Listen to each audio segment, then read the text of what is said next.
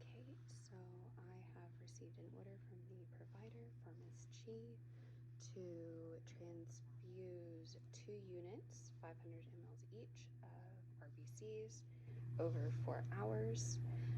We need to check her hematocrit and type and screen, and then infuse the first 50 mLs per hour for the first 15 minutes. And we're going to monitor her vital signs per hospital protocol. So that's my order. So let's go ahead and check her labs. And it looks here that her hematocrit is 28.2, so significantly low, and she's AB negative. While I'm in her chart, I'm going to go ahead and check for her consent. And it says here that Wanda Chi consents to blood transfusion.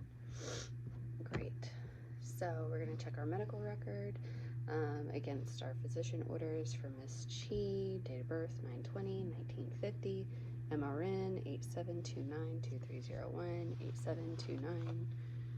87292301, no known allergies. Hematocrit type and screen, 2 units, 500 mLs each, packed RBCs over 4 hours for 50 mLs per hour for the first 15 minutes.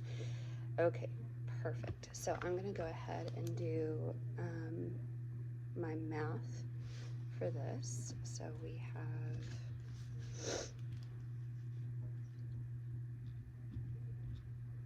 if my pen can write.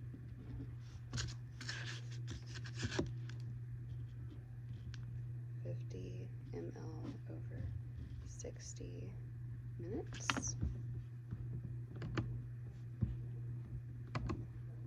50 divided by 60 equals 0.83 ml per minute. And we're going to multiply that times 15 equals going to be 12.5. 25 mLs. Right. Okay. So the lab brought my RBCs. I am going to check this against my MAR, 500 mLs, 500 mLs, perfect. And let's go ahead and check it against, we're going to do a single check and check it against her type and screen again, and it's going to be AB negative. Perfect. Going to gather my supplies, and I'm going to grab another nurse. So I have my sodium chloride, my transfusion set, alcohol, and my flush. All are within date, and not all are within date. Okay, so I have everything I need, and I have another nurse, and then we also have the transfusion record. So we're going to go ahead and go into the patient's room. Hey, Miss Chi, it's Kaylee. Make sure y'all can see. It's a little wonky, I'm sorry. Okay, Miss Chi, so your hemoglobin and your hematocrit are really low, so the doctor ordered some blood transfusion. Have you done this before? You have, okay. Now, can I get your name and date of birth?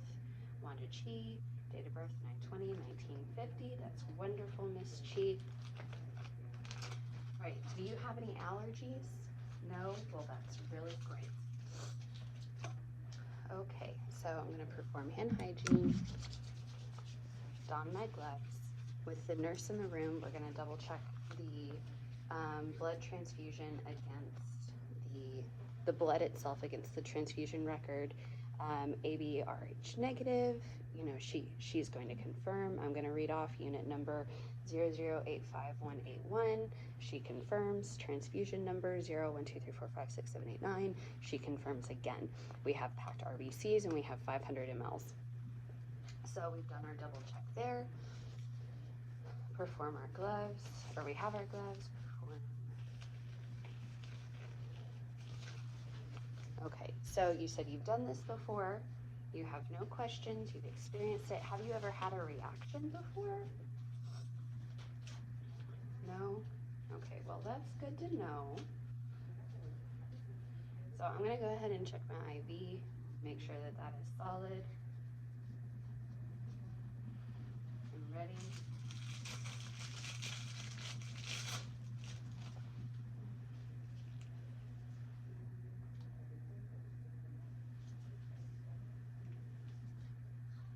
All right, any pain, burning? No, IV works well. There's no infiltration. Okay.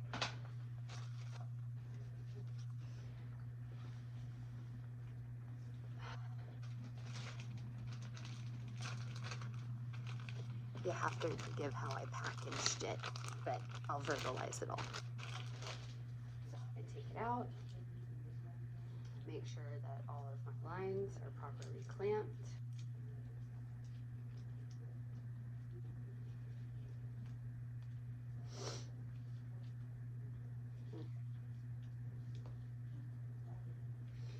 And I would maintain sterility. I would pull off the cap. And with my bag,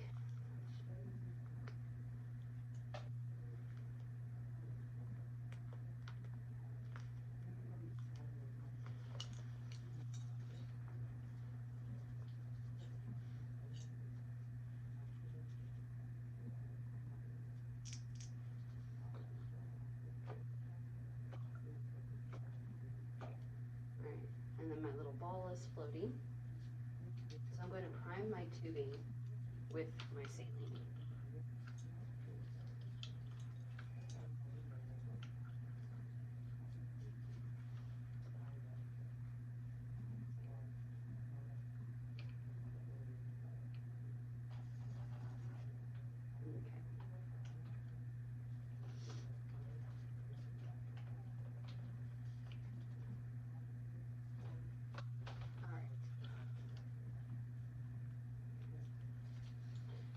So we're primed with our saline, and now we're going to prime our RBCs.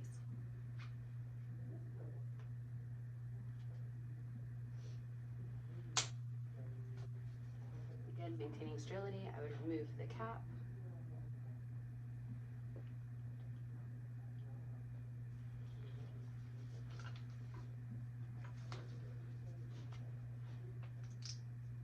Clamp, and prime my tubing. Now what we're going to do here is we're going to go ahead and get prime until we don't want to lose any blood, but we want to make sure that the patient is immediately receiving blood, because I have to stay in the patient room for 15 minutes and monitor for reaction. So we want to make sure that that time is well spent rather than watching her be infused with NS.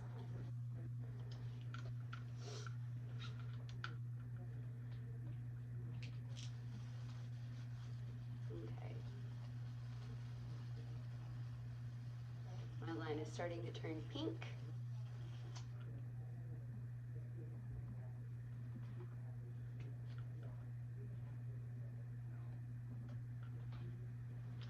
Okay. My line is working. Now, before I connect my patient, as an extra safety measure, I'm going to run a first set of vitals on her. Before I even connect her or start the transfusion, my first set of vitals comes back within normal limits. Okay.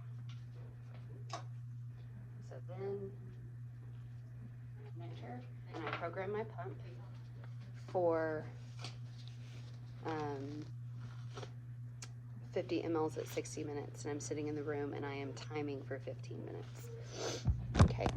So while that's running, now if you experience any itching, shortness of breath, or a headache, or you just even start to feel a little funny, I want you to let me know. I'm going to be in here for the first 15 minutes to make sure that if you do have a reaction, we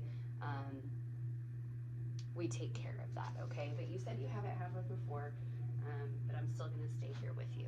So I remove my gloves, perform hand hygiene, and while I'm sitting and I'm waiting for this 15 minutes to run, I'm going to go ahead and perform my math for the remaining amount of blood and the remaining amount of time.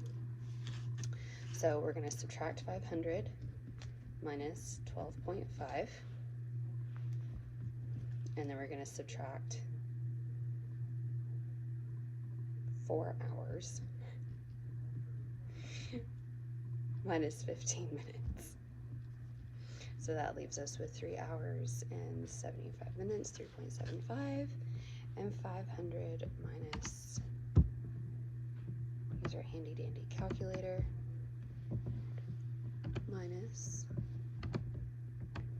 12.5, correct, yes, equals 487.5. So we're going to divide 487.5 divided by 3.75 equals 130 mLs per hour. So our 15 minutes has run up. I'm going to go ahead and perform hand hygiene. I would don a second set of gloves. Okay, Miss Chi, you seem to be doing fine. We're going to run a second set of vitals on her. It comes back within normal limits. She has no complaints, no headache, no itchiness, no shortness of breath. So what we're going to do here is we are going to reprogram our pump to run at the 130 per hour, 130 mLs per hour. Okay, Miss Chi, I'm going to step outside. If you need anything, press your call light. I'll be close by.